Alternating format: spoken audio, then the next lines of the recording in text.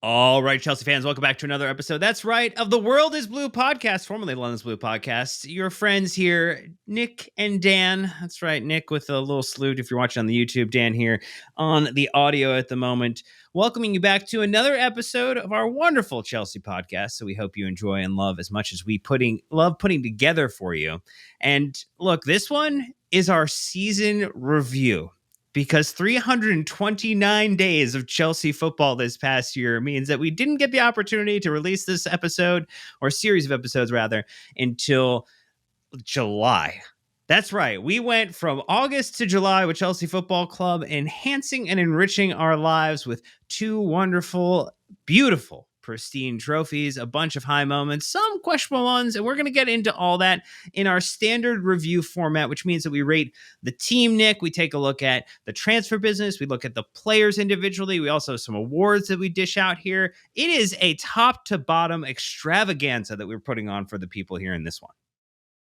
Yeah, just your classic season review in July, right before the season starts, in less than a month. It's actually less than 3 weeks at this point. So, we're pretty excited about this, and I think if you're new to our season reviews, perhaps not the most serious episode we'll ever do. Maybe we're going to have a little fun with this. Maybe we're going to recount the memories that we want to recount, and the maybe not the ones that we don't. So, if you're at home keeping score along the way, there's a little tongue in cheek with this. We do have structural integrity, as we always do, but this is meant to be fun. Well, and we did, to be fair, we pulled in information from last season. We took a look at some of our predictions from the beginning of the season. And we also looked at maybe what our ratings were last year, just to have a comparative analysis on it. Like, we are willing to take it on the chin as necessary, and there'll definitely be a couple of those opportunities here. We're definitely not on the mat, but close. We had to go the cards. We had to go the cards on this one. Look, anyway, we'll start off at the top, though, with just a 3-word season review. A little bit of our fun take on how we just try to frame it in a very succinct way this past season. A lot of football, Nick. What did you go with? Growth despite setbacks. I think this was especially at the end, a team that started to develop some real personality and growth from a leadership perspective. Some of the hallmark things that you think about with Chelsea Football Club started to become apparent after 3+ years of being in the wilderness. So I think there's a lot of good stuff we're going to talk about. There's some obviously a big lull in the season we'll talk about, but I think you can frame this up by saying growth at the end of the year. Look, I know you love the football completed it type of thing. You love those type of lines. Yeah.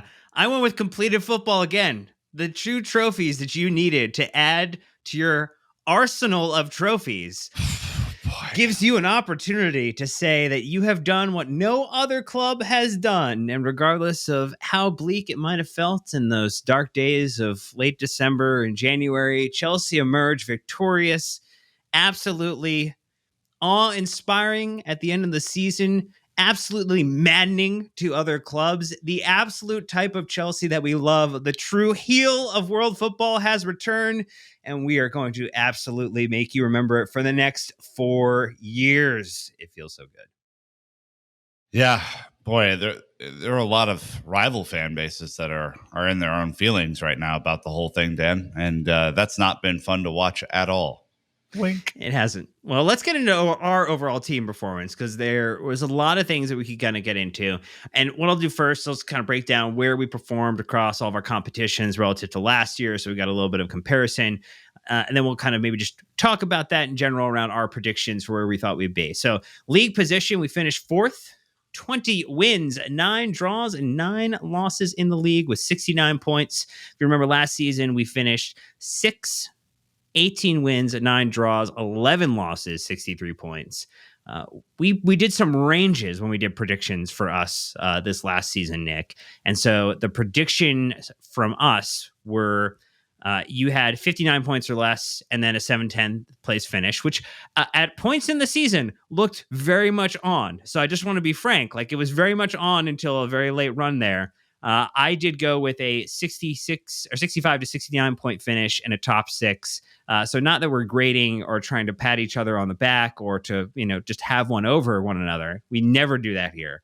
We would Just never. those were the predictions. Never. Never would. No. And I respect that about you. I think that the integrity that you're showing at this moment is critical to the show continuing to go on in its current format. Then we can go with Conference League. We did end up defeating Real Betis in the final. Again, there was no European competition last year, so I didn't have to worry about that. I think we did predict, and then we'll kind of go on the other cups too. In the FA Cup, we lost in the fourth round to Brighton, and then we lost in the fourth round of the League Cup to Newcastle. If you remember the prior season, we lost in the semifinal to Man City in the FA Cup, and we lost in the final to Liverpool in the League Cup. Both losses that felt really, really awful. All four of those losses, absolutely dreadful. When we look at what our cup suggestions were for this past season, you predicted that we would win none, Nick, with a deep run into the semifinals and finals. And then I went with a win the Conference League. So checkbox on that one there. We did not predict the Club World Cup. So we don't have a prediction for that one here, but we're just going to say absolutely from the beginning to end, we thought nothing other than Chelsea winning the entire competition. Nailed it for sure. Mm-hmm.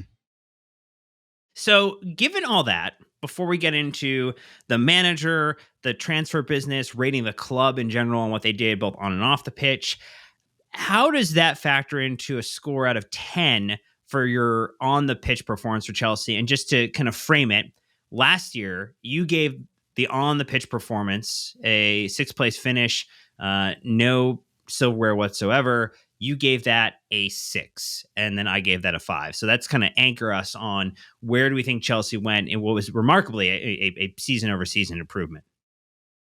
Yeah, so I went from a 6 to a 7.5, and before everyone starts like jumping on my back for not, they already rating, did on YouTube. Yeah, the comments are there. It's over for me.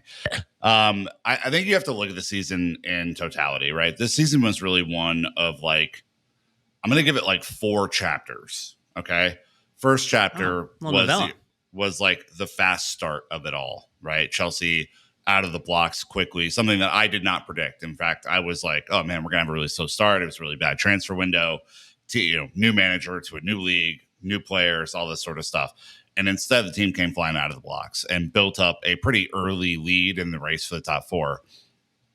We know the second chapter was one of doom, despair, and gloom. And that was just not good football. Team really struggling, looking mentally shot, looking physically shot. Some players going out on injury, some players getting suspended, all this sort of stuff. It was just a very bad December through, let's call it like mid-March for the most part. Chapter 3 was the resurgence, right? Chelsea coming back into the fold, really closing out the year strong, maybe despite not playing super, super well, getting good results. And then chapter 4 is basically what I'll call the Conference League final all the way through the Club World Cup, which is the ascendance, right? Chelsea playing good football, even for halves of matches, but really closing on a huge crescendo in the Club World Cup, in the knockout stages against Benfica, against Fluminense, against PSG, and Palmeiras in there, of course, didn't mean to forget them. But Chelsea really looking the business, figuring out different ways to win matches, players coming into their own. So those 4 chapters, to me, it's an uneven story, right? It's not a true like growth story all the way through. But I think the reason I'm going to go 7.5 in this very long ass winded answer, Dan, is because we're seeing a team grow, and I think they have room to go yet. I think for it to be a 10 out of 10 is like a Champions League winning season. I think, or a Premier League winning season. I think like if I were to frame that up in my head from a scoring perspective, it's that. Not to discount the Club World Cup or Conference League, but I think there's still room to grow. And so I'm going to end this season on a 7.5, and I want them to get to a 9, 10 in the seasons to come. So I went with 8.5, just to start off on that note there, full point difference from you. I think the big things to me is there were a couple of key objectives that Maresca had to hit, right? He had to get Chelsea back into the Champions League. accomplish. She had to win the conference league, even though he said at certain points that like that was not the expectation. From a fan perspective, that was the expectation. Chelsea needed on the men's side to win some silverware, which they were desperately in need of when the women's team was continuing to get the business done. You wanted to see deeper runs in both the FA Cup and the League Cup. That didn't happen. So I think there's a little bit of a knock on there. I think it took them a long time to get out of that December through effectively March, April timeframe and figure something out to get this team firing again. And so I think that's where like a lot of my knock for this season comes. But like the way that he built in to the end of the season, the platform we have heading into next season, the resiliency and mentality monsters that he was kind of helping to create in this team heading into next season off of this Club World Cup win. Like, I know we're going to be tired. I know we're going to be leggy. I know those first couple matches are probably not going to be the type of football we hope to see over the entirety of the season. But this team, I feel really good about them. I feel really, really good about them heading into next year. And so I think this was a much, much better season. It was a much more enjoyable season. And I don't know. I was almost tempted to go with a 9, Nick, but I held myself back here. You got to reserve. You got to reserve for the best. Come on. Beating PSG off of winning the Champions League isn't a part of the best. It's one game. It's one game, and it's not in the big competition. The Champions League final is one game. Yeah, but it's the Champions League final. Okay, and this is also a tournament of some of the best clubs in the entire world. Thank you very much. It's not a Champions League world. World. Stop it. All right. Anyway, let's go on to manager performance here because I'm not going to win you over on this one, even though I'm right. You are not. Anyway, last year, Mauricio Pochettino, you gave him a 6. I gave him a 5.5. Obviously, he is now torturing us with the U.S. men's national team. Thank you very much, Chelsea Football Club, for that one. Yeah, life comes at you fast, you know?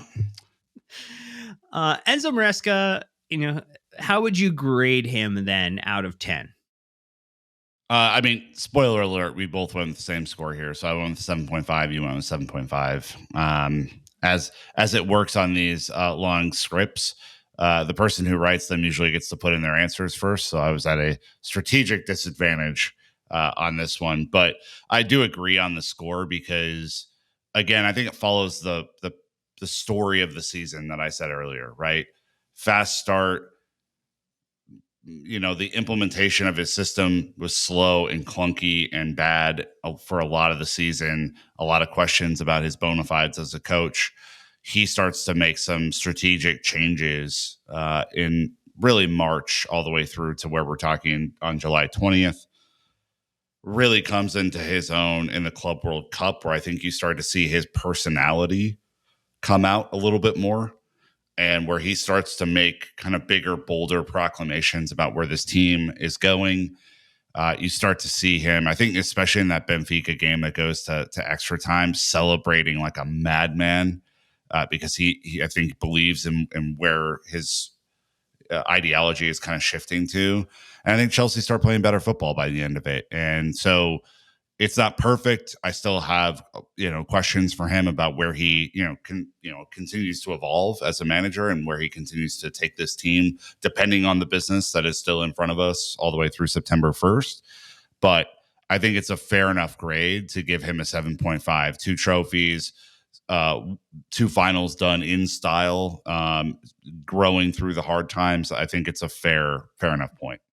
Yeah, I am fully in alignment with that. I think that he deserves a lot of plaudits. I think he's won over a lot of people who, I think, it was a huge step up to go from Leicester in the Championship to managing Chelsea Football Club, managing it across, the European competitions as well, into the Club World Cup final. So, I mean, he is in maturation mode as a manager, and hopefully that may continue into next season, and he continues to evolve. He continues to find ways to put these players in the best position to be successful. He continues to be adaptive to the team in front of him and come up with creative ways to go out and win. If he can do that, I think Chelsea fans will be pretty happy, and hopefully we'll be celebrating more trophy lifts between now and the end of next season. When it comes to transfer business, Nick, we break it up into a couple buckets before we get to a total transfer grade. And so we're going to do that, but we're going to do that after an ad break because there's incomings, there's outgoings, and then there's loans we need to talk about. There's a whole lot coming up here. So it's like 38 stay with us. Players. It's like 500 players. So stay tuned. We'll be right back. All right, so just off the top, incomings. You had Pedro Neto, Joao Felix, Kieran Dewsbury Hall, Philip Jorgensen, Mari Kellerman, Mike Penders, Aaron Anselmino, Matthias Amogu, Renato Vega, remember him? Caleb Wiley, Mark Guiu, Jaden Sancho on loan, and then Tosin coming in on a free. That was the incomings that Chelsea had last season.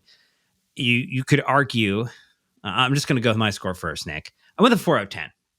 And to me, incomings are genuinely graded on how many true first team players have you added to the squad, because you can buy all the youth talent that you want for the future, and that's super great. I'm looking at incomings are really meant to address core structural problems to the team right now, and you really only got two of them.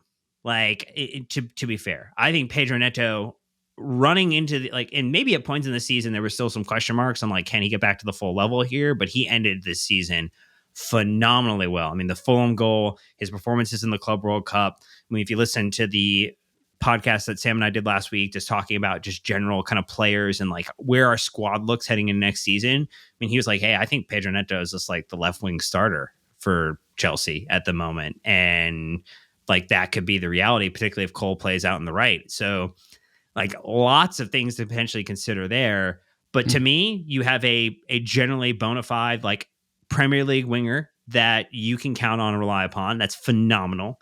And I think Tosin coming in on a free as a absolute, I think you love him calling him glue guys is the way that you tend to refer to him. Is like he's just a squad guy. He's super dependable, brought in some goals as well. Obviously, he's the number one hype man, Cole Palmer, for Tosin as well. It was just a nice little thing to see. But in general, a lot of positive vibes from that. I think everybody else to me is either a jury is still way out, or there's not a whole lot extra to maybe kind of think about them as anywhere near this for a team squad.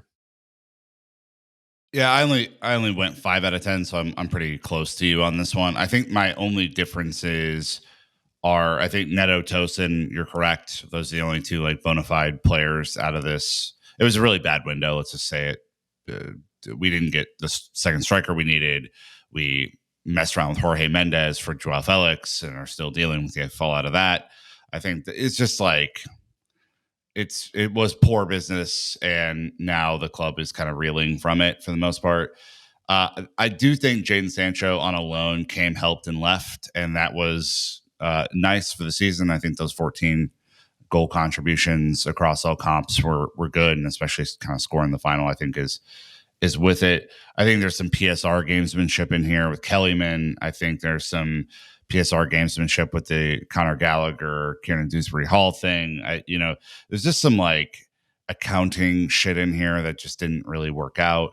I do think the only reason I'm going to go slightly higher, in addition to Sancho coming, helping and leaving, I do think Penders and Guiu are the young bets that could eventually pay off. I think we saw a little bit of Guiu in the season, so I think it's fair enough to throw him into the bunch. But everybody wanted Mike Penders. Every big club across Europe wanted Mike Penders, including PSG, including Real Madrid.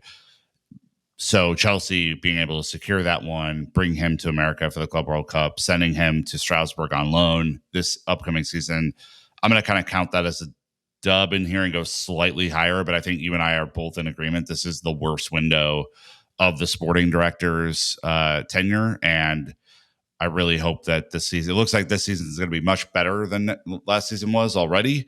But let's hope that it's much, much better than a 4 or a 5.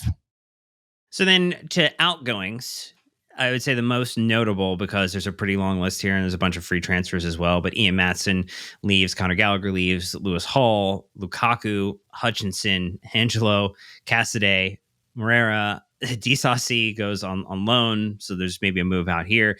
Joao Felix goes on loan. Renato Vega goes on loan. Kepa goes on loan. Chukwuemeka goes on loan. And then you saw Ziyech, Sarr, Thiago Silva, and Tino Anjorin all go out on free transfers. So those were your outgoings that we had.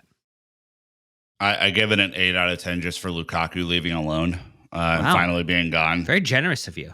I can't stand him. I'm glad he's gone. And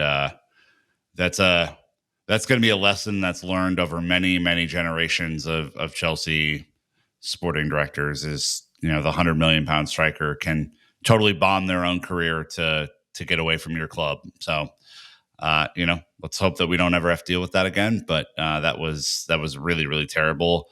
I think there's some decent business in here. There's some bad business, but on the whole, I think we do a better job selling than most clubs. We could still do a much better job than we already do, but I think it's pretty good. Yeah, I mean, Ian Maatson didn't play, I think, more than 1,500 minutes for Aston Villa this past season when, he sold for the highest fee out of every one of those players when Conor Gallagher seemed to enjoy life at Atletico Madrid. And, Yep. Obviously we have Andre Santos coming back now this season. You have, Enzo, who kind of completely took it to another level this year. Moises Caicedo continued to evolve. So minutes were going to be, and it continued to be tough in that midfield. So you might have wanted him for a season, but, looking at where we're heading, you feel really good, I think, about where our midfield is at now. And so, in hindsight, particularly I think the Kepa one turned out to be great from another final loan fee before you get him out on a permanent move to move on finally from that chapter in that era. There was some good business to be done here. I think unfortunately transfer market mixes up a little bit because they have ones with reported loan fees versus ones without reported loan fees. That's how we kind of break it up here. But I went with 7 out of 10. The other loans that don't have a reported loan fee within them, it's a huge list, Nick. It's huge. Ogachukwu, Mondo Broya, Ben Chilwell, Petrovic, Chalobah, which did not last the entire season, David Dotcher Fofana, David Washington, Caleb Wiley, Alfie Gilchrist, Bashir Humphreys, Gaga Slanina, Anselmino, Penders, Raheem Sterling to Arsenal, probably being the biggest one and flop for them, but meant that it gave Andre Santos not on these lists. Come on, transfer market, figure it out. I'm just looking where transfer market maybe failed us here. That might be one. Yeah, I mentioned him though, so that's okay. Look, I think it's a 4 out of 10. So the two that were good were the two that went to Strasbourg, and Santos and Petrovic. Obviously, those are 10 out of 10 loans, right? They both have player of the season performances. They almost get Strasbourg into the Champions League place at the end of the year. I mean, this was a super, super, super loan. The rest of it is incredibly, incredibly, incredibly messy. You send Trev out on loan. You have to recall him to save you halfway through the season. Tell me if you've heard that before. You loan 2 players that you bought in the summer because they just weren't up to snuff or didn't want to play for your club anymore. There were a bunch of kind of failed loans in here. This is where I think the club has to get a lot better. You have to identify kind of target-rich environments for players to grow. I think there could be one at Coventry this upcoming season that could be very interesting for the club to consider, where a former manager is at that club trying to bring them up to the top. And Strasbourg obviously proving to be a good area for growth as well. But you're going to have a lot of young players. You got to figure out, can they make it to the squad? Do they need a loan? If they are going to go on a loan, where is going to be the best translation for them to come back to Chelsea Football Club and be successful? I think they did a pretty poor job in this area overall, except for the 2 that worked out.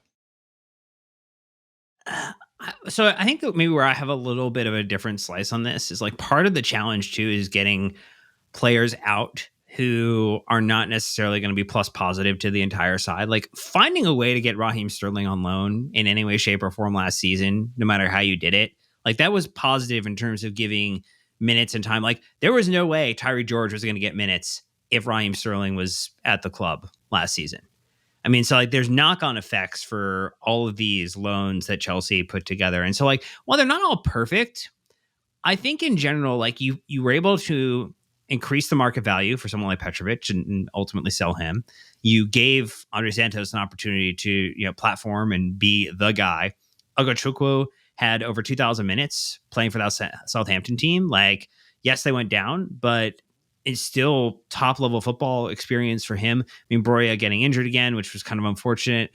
Trev got some time before he came back and, but became a contributor for us. So kept him fresh, minutes that he wouldn't have necessarily gotten at Chelsea before, he came back that partway through the season. So, I mean, Caleb Wiley that, they end up kind of wanting him back at Watford this coming season. It's I guess I'm maybe a little less harsh on some of these. Do I wish some were better? Sure. But I think in general, you're trying to find opportunities for these guys to get either to make the jump closer to the first team, which some did, which is very hard to do because we have invested a ton of money to improve this side substantially.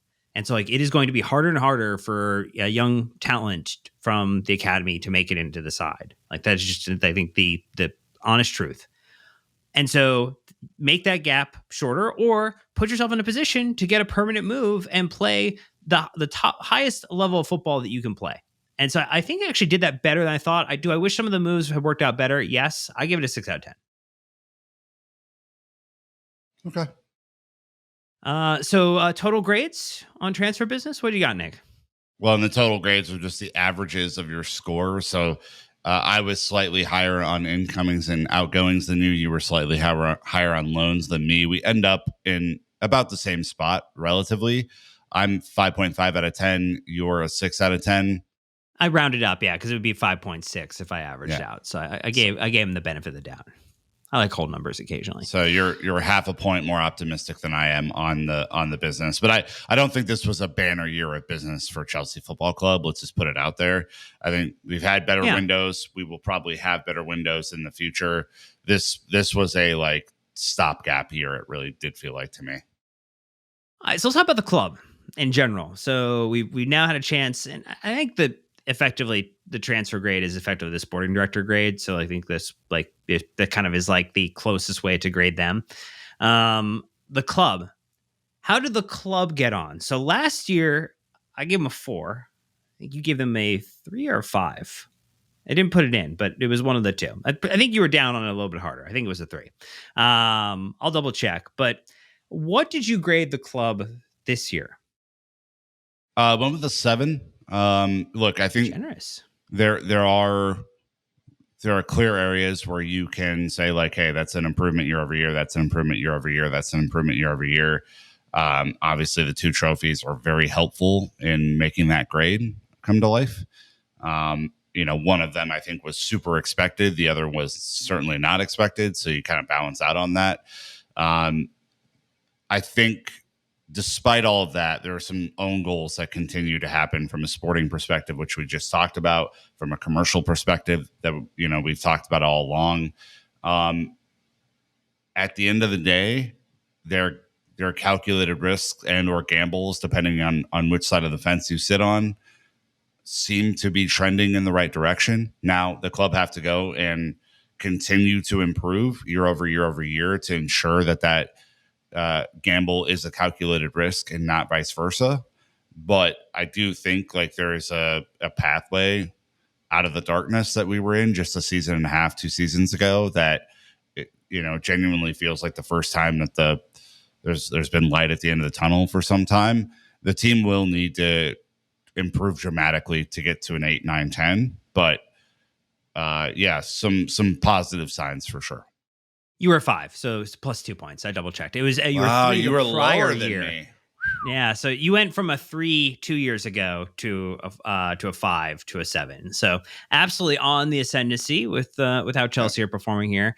I agree with most of what you said, and I think I would just go a little bit heavier on this. I give it a 7.5 because I think there's a couple of key things holding me back on the club perspective here. We're still waiting for information about what happens with the stadium. Like, that is one of the things that the owners and this ownership group talked about as a part of their core philosophy here. Do we ever get it? I don't know. It just feels like a run the clock down type of situation right now, to be very, very frank, because it's just going to continue to get more expensive. Land isn't necessarily heavily available, and I don't think anybody wants this in Earl's Court. So there's not a whole lot of options here for Chelsea Football Club when it comes to fixing the stadium thing. However, you can take care of the match day revenue gap pretty heavily if you do things like sign a shirt sponsor, and sign a shirt sponsor, because you're going to have an opportunity for that front of the kit. You're going to have an opportunity for that sleeve again. So there's a whole lot of commercial benefit from Chelsea winning the Club World Cup, being back in the Champions League, that this team and really this, kind of marketing and sponsorship partnership team has to go out and attack and be just as aggressive as Chelsea were on the pitch this season, off the pitch, in the boardroom, behind the scenes. Need to be cutthroat in the way that we maximize this window and this opportunity, because you're running out of things to sell to yourself.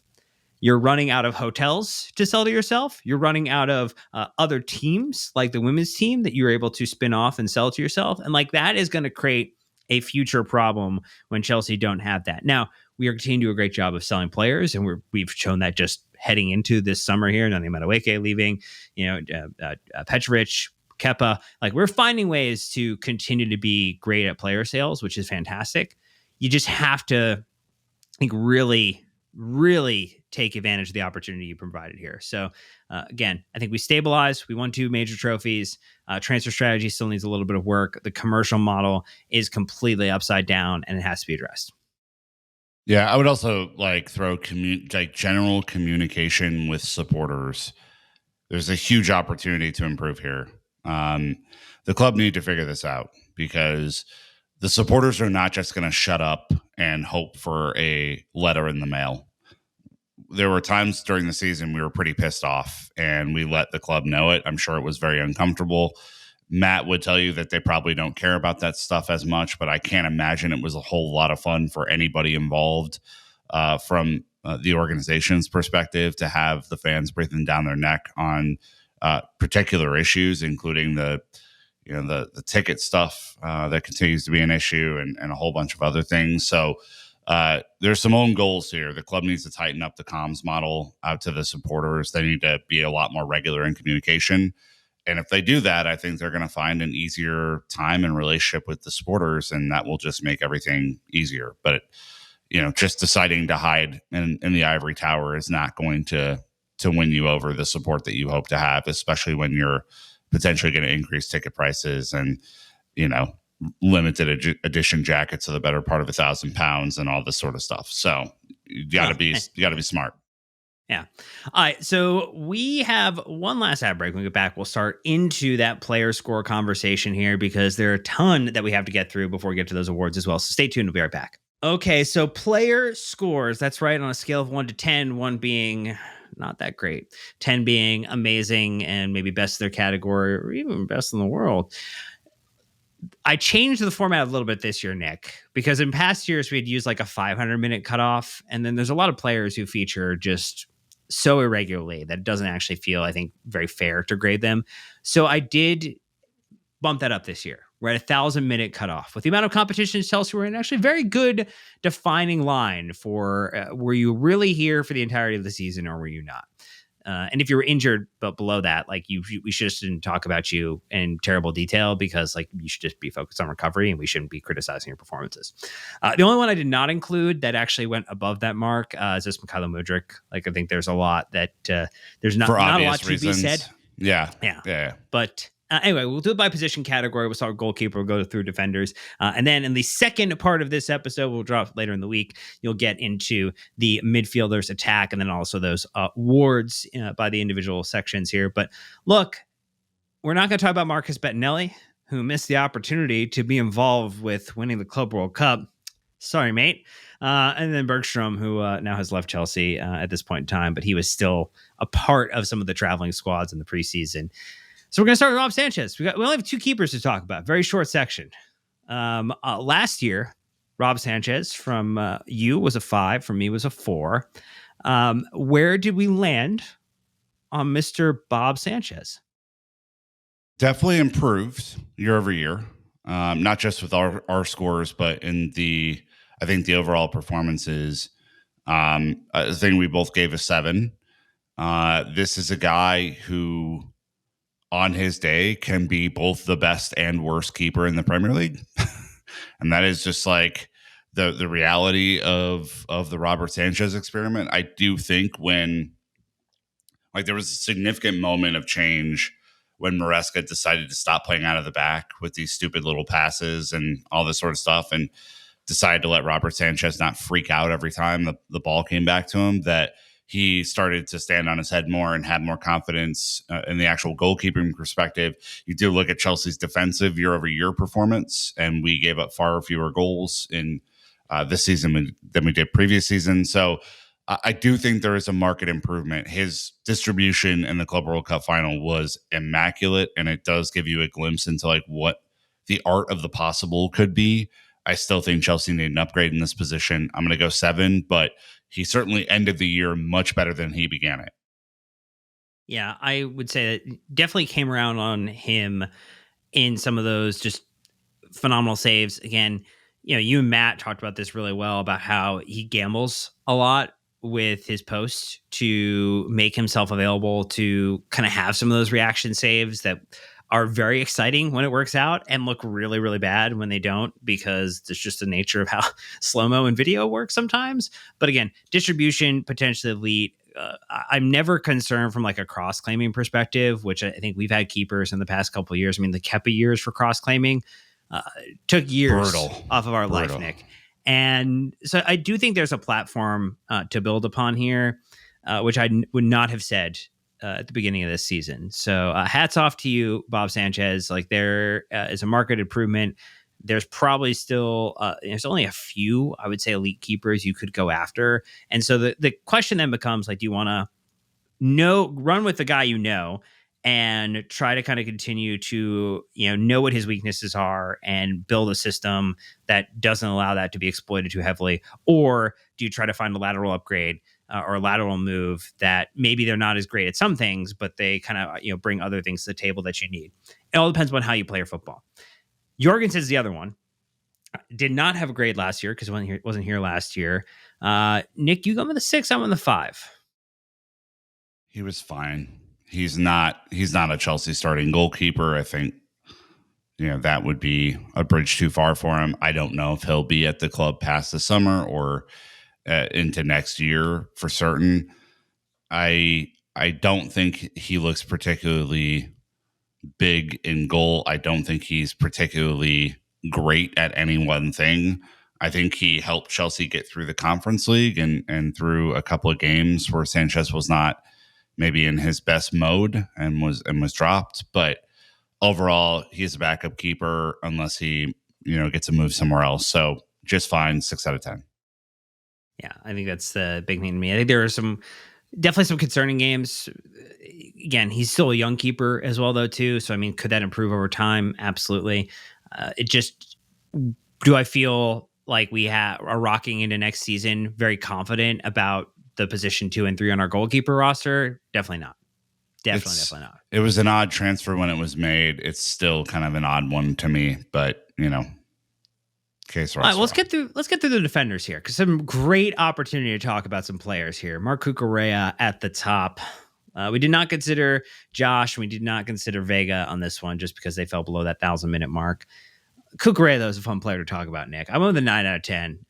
He was a 6 in the prior year under Pochettino, and under Enzo Maresca, I believe they say it's a different type of gravy over there, Nick. That's my guy. I mean, he's one of 2 10 out of 10s for me. Whoa, spoiler. I mean, Chelsea would simply not be in a Champions League spot without him at full stop. We basically asked everything of him, gave him no support from a player personnel perspective, gave him no support defensively for a lot of the season, asked him to invert, asked him to be a winger, asked him to be a number 10, asked him to be a far post crasher, asked him to score goals. He did all of it and more while staying healthy the entirety of the season. There were the odd moment or two where he didn't look great, but I'd throw him in as the best left back in the world, along with Mendes from PSG. I don't think they're that far apart, and Cucurella outplayed him in the final by a pretty significant margin. So I think he's a 10 out of 10 right now. I am so desperate for us to give him real backup this season so that he doesn't have to do everything that we asked for. This will be a theme as I go into my other 10 out of 10, which I'm sure people can preview in their own mind. But I am over the moon with Marc Cucurella. Over the moon. Yeah, played the most minutes for the club across all competitions as well. Was able to add in goals and assists to the game, to a couple flying headers that were just fantastic. Definition of, I think, just a absolutely like Chelsea player now. I mean, I think, he's one of the people, if you close your eyes, they're like, hey, who plays for Chelsea? He'd be one of the first players that comes to the forefront of your mind here. So really, really great season for him. Reece James had a bit of a rebound season here. You did not give him a grade last season. I gave him a 4 last season. He did not play a ton of minutes. And, I think we saw, I went with 6.5 on this one in terms of a level up here. It was closer to the 23-24 performance, both within goals and assists and also minutes played across all competitions. Like he was just like 100 minutes off. So like the way that last season was, the way that it was start and stop the season prior, good to see that rebound. Good to see the way that the club were trying to find a way with Maresca, with him and his team, with the physios to manage him appropriately so that he could be available in those big stretches and in those big moments. I mean, his just energy at the end of the season was fantastic in the way that he contributed. I mean, the goal to end the season as well was an absolute peach that he had too. So I would love to see this be the springboard into next season. And if you have Reece James at a 7.5, 8.5 like next season, whether that's in right back or whether that's pushing back up into midfield, I think that's still a question to be answered for next season. I mean, Chelsea only benefit there because he can be the best on the day. It's just the consistency for the best. And I'm very excited about like the platform that he's built himself to hopefully have a phenomenal next year. Yeah, I mean, I think heading into a World Cup year, 8.5 is the threshold I'd hold him to for this time next year, or when actually like the end of May next year when we do our season review. But this year I have him closer to 7. Obviously, getting healthy, staying consistently available wasn't always perfect in that regard. I think there were moments where he missed, where he wasn't necessarily healthy. He took a little bit of a break during the Club World Cup that we were a little bit concerned about, but then comes in the final, plays a fantastic game. I also think you're starting to see the captain aura really come to fruition with him, which is a big part of this scenario to me because there were some questions about that heading into the season, kind of just being available, being around the team. How is he going to be a captain if he's not, thereabouts? Just fingers crossed so much for him for like an issue-free, incident-free, injury-free season in 2025, 2026, because that 7 could be an 8.5 pretty quickly if so. So let's go to Malo Gusto, because we're kind of covering off on all the fullbacks here. Prior year, this is one where it was a down because we both had him at 8 in the prior season, in the 23-24 season. Really looked to be a strong contributor under Mauricio Pochettino because he was effectively shuttle running up and down the flanks, and particularly with having him come in to take over for Reece James during those very long stretches of injuries, put himself in a position to really, I think, open people's eyes, like, yeah, this guy could be the guy. Was not the way this season, though. The change in formation and situation and kind of the tactics did not suit him initially. There were some very rough performances in kind of a more traditional right back role or the inverted role. But the last couple games in the Club World Cup show you what could be possible with Malo Gusto next season. I think set the expectation for what his floor should be if he's used kind of appropriately or where he can be used appropriately. So with that, all that said, Nick, I gave him a 6 out of 10. I went with a 5. I thought he was extremely poor for a large part of the season, but I think the contributing factor to him being poor is being asked to do something that he's just simply not good at.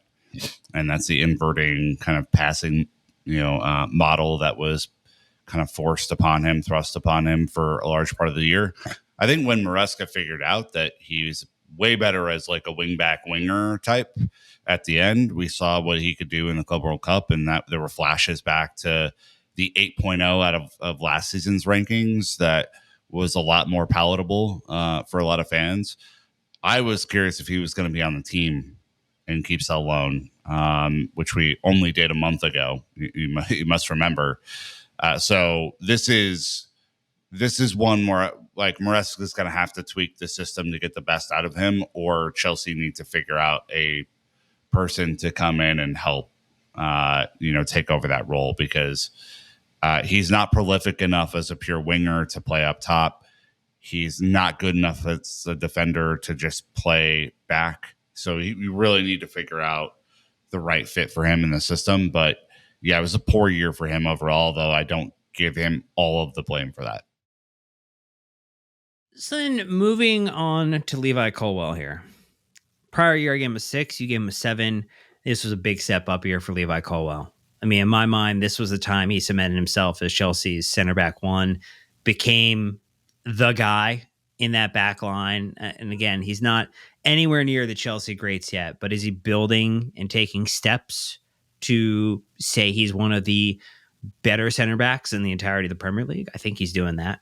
I think he's putting himself in a situation to be the leader in that back line, particularly because, you know, a lot of that time it was without Reece James. And so somebody had to be the voice back there.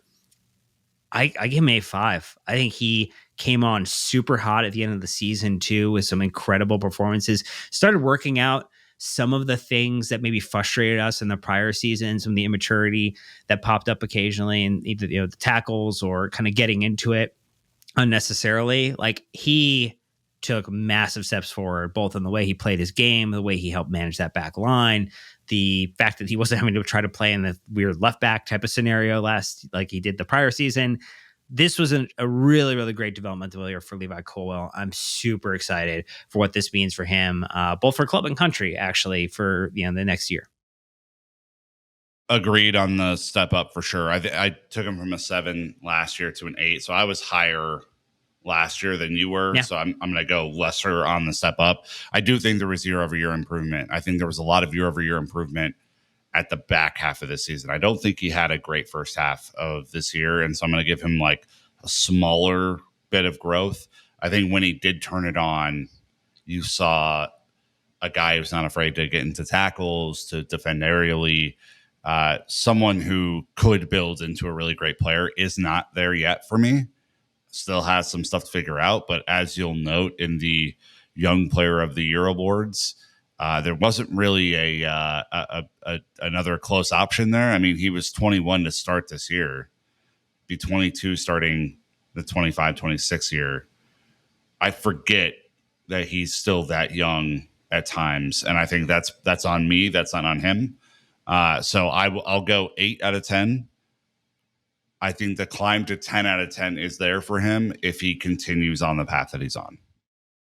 Now, imagine having Mark Cucurella with the way that he's performing, Levi Colwell the way that he's performing, potentially Reece James getting back up to anywhere near that level. Like, you're rocking up potentially then to a Premier League season with maybe one of the best defenses if you can lock it down here. Let's get into a couple of the others who are more, I would say, kind of the less of the main cast, but more of the rotational options here. Your Tosin, who came in on a free transfer, betted extremely well. Obviously, kind of contributed from a goal and assist element too, which was nice to see. And we always love we love Defender FC adding themselves onto the score sheet. I gave him a 7 out of 10. I think, like, no nonsense player. Had some generally very, very good games, had not a lot of games where I felt like he was the main problem or source of issue with anything. And so very reliable. Like, I think that he is, and he and Cole have a great relationship. And I like that there's bonds on this team. I like that players are excited to be playing with one another and rooting for one another. And like, that's great. Yeah. Glue guy, 7 out of 10. He is just fine. Like, he's not great at everything, but I do think there's some real leadership there from him. And I guarantee you that he helped Levi. I guarantee you he helped Reece manage some of the nonsense. He was always in for a scrap, which I appreciate from a player. He's the enforcer for Cole Palmer, letting anyone and their brother know that he's not to be messed with, or there will be serious consequences, which you need on every great team. Every great player has an enforcer. And so this was just good overall. I think free transfer did really well. Seems to say all the right things. I'm all here for Tosin as a squad guy. A few more here. Benoit Badiashile. Last year we both gave him 5s. You went with a 7 out of 10 for him as well. So Tosin and Benoit got the same grade from you. Yeah. Again, just fine. Not great at everything. Had a couple of mishap moments. I think him starting in the Club World Cup was no accident. And I think he must have done something really right in training to kind of earn that role. unfortunately, that he gets hurt and along the way to potentially not help the team out moving forward. We'll see what happens, but I'm a little higher on him than some people are. I would be fine if you were like, hey, he didn't improve year over year, whatever. But he played a lot in the conference league, and I think did well. No, I mean I think he did improve year over year. I gave him a 6.5 out of 10. So I thought a whole point and a half better season over season. Look, there's not many like center backs out there who are like of a high enough standard to say I could drop you in a Premier League game and generally rely upon you for a period of time, and you're not going to cause issues or problems within the squad if you don't get an opportunity to play. Like there has been nothing out there about Benoit Badiashile saying, hey, I need more game time. Hey, I need this. Hey, I need that. Like, the guy seems to like being at Chelsea, which, again, I like players who want to be here, Nick. I like players who get addicted to the idea of winning and winning trophies. Again, you can't always sign for a team that does that, but when you can, you kind of hope that they want to stick around. And it does feel like Benoit Badiashile is now on the other side of that, saying, hey, I kind of want to be here. I want to be available to this team. And look, as long as I think you're a rotational option and not the primary starter, and you can stay fresh for a couple of those drop-ins or potentially those early League Cup games or FA Cup games to give the starters in the main squad a little bit of a rest, I think that's a fantastic thing. Trev Chalobah is another one. Basically had to play half a season for us in this regard, and got to lift the Club World Cup. Just again, another thing that winners get to do. They get to lift trophies. We both had him 7s last season. You went with an 8 out of 10. I went with a 7 out of 10. I kind of gave him a flat year over year. Maybe you convinced me a 7.5. I probably could go up a half point. You said saved us again. Tell me about your theory of the case here. I mean, it should be pretty self-explanatory, but this is the third year in a row in which he's been shut out to not play for Chelsea. We go through an injury crisis because, of course, we do. And then he comes in and performs amicably, performs great even. I remember this year when he comes in against Wolves after, I think the sporting directors finally relent and bring him back after pushing him out to Palace and shutting him out of the squad, taking away his number. He comes back and just does what he does. And, he wasn't played at the end of the year because I think they were looking to transfer him. And then he plays in the Club World Cup again, and he plays in the final and does extraordinarily well. There are questions every single year. Is he good enough to play at this level? He is more than good enough to play at this level. I gave him an 8 out of 10. I think he improved year over year. I think the final and the pace of play in that game, as we saw for a large part of the first half, was incredibly quick. And there was no question where he was going to dish out the ball, how he was going to make a tackle. I think you saw the real joy on his face in winning that trophy. And now he's an England international and probably going to be a part of the World Cup squad as long as everything kind of goes to plan this year. And I couldn't be more happy for him. I love Trev Chalobah. He is, to me, just a quintessential professional, and the sporting directors are lucky that he's not a real prick, because he could be if he wanted to be. Wes Fofana, you did not grade him. We did not grade him last year because of the injury that kept him out the entirety of last season. Yep. He did play almost 1,200 minutes, so he did get some opportunity to show us a couple things. I went with a 6 out of 10. There were some shades of what could be, right? There were a couple of performances like, man, this guy can stay healthy, ... And then like the ellipse leads right into an injury. Needs to make it a full season. I mean, it's the same thing as the Reece James problem here. I mean, you could grade harsher if you wanted to, but like there's a platform there. There's a player there who could be phenomenal. And it's just, you have to be healthy. You have to be available. Best ability is availability, as you like to say, Nick. And yeah, it's a tough one. Yeah, and it's why like I find it hard to rank him again for the second year in a row. Like I just don't know. I was going through like, oh yeah, at his highs he was a 7 or 8, and at his lows he got done a couple of times in the league and didn't look that good. Then the injuries came, and then he refused to get the treatment he initially needed. Now he got injured for a longer period of time. Tell me if you've heard that before. And it's just, I'd rather just not rank him, to be honest, and hope that he comes out next year and plays gangbusters and is healthy, than to give him what I think would probably be a lower score than what he would get if he was healthy. Last one, Axel Disasi. Played enough to qualify, Nick, before his loan move happened here. Okay. We both gave him fives for last season. I notched it down just a bit for 5. A couple of those performances we did get a chance for him to see. Not super great. I think helped validate the fact that moving him out of the squad was the right decision. You're hoping that there's a permanent move for him here so he can go and enjoy his footballing career, and Chelsea can kind of move forward from having to think about loan move after loan move after loan move. Just please, let's get a summer transfer done for him. It's great for all parties. He's not a right back, man. He's not a right back. And then when he played center back, he wasn't very good. I mean, again, I struggled to really grade him because I think it was, not that easy of a year for him personally or professionally. I mean, if I had to, it'd be the same as last year, which would be a 5. But I think this is more about him finding the right setup for him and his talents than it is about like a pure grade here. And so, yeah, we could kick him out the door, but I don't really want to do that. Well, look, we have gone through the entire defense now. We talked about grading the club. We looked at how the sporting directors and the transfer business were taken care of. We also looked at just the general club performance. And, look, we aired a little bit of our own dirty laundry on things that we did or didn't get right in terms of our evaluations, either last season or our predictions heading into this one.